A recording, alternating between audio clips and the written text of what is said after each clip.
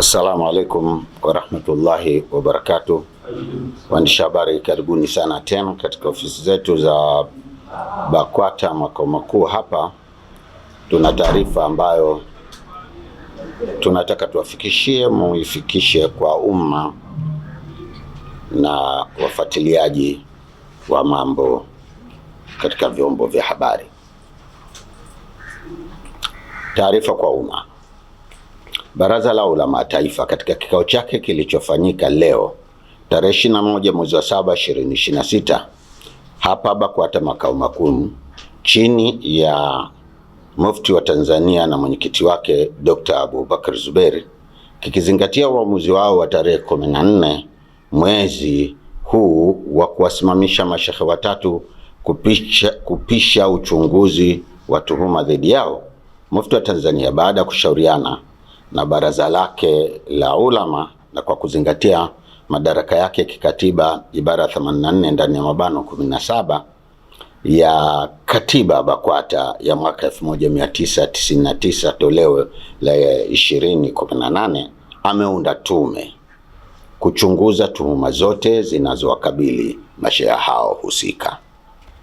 Sheikh Walid Al-Hadi Omar toka mkoa wa Dar es Salaam, Sheikh Isa Nasr kutoka mkoa wa Singida na Sheikh Hassan Idi Kibura toka mkoa wa Kigoma. Tume hiyo imepewa mwezi mmoja kuchunguza kadhia hizo na kuwasilisha taarifa zake kwa Mufti wa Tanzania ambaye pia ni mwenyekiti wa baraza la ulama BAKWATA. Wajumbe wa tume hiyo ni hawa wafuatao: 1.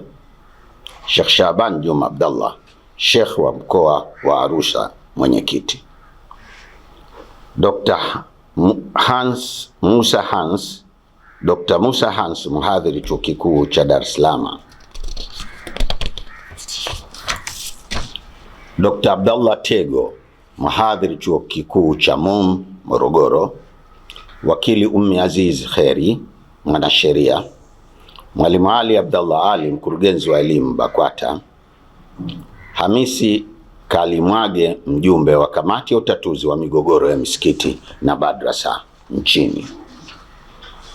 Tunasihi Waislamu wote wasiokuwa Waislamu kuwa watulivu kwa kipindi hiki ambacho tume inafanya kazi, na pia tunawaomba wenye taarifa muhimu kuhusu kadhia hii waweze kuwasilisha taarifa zao ndani ya tume hii.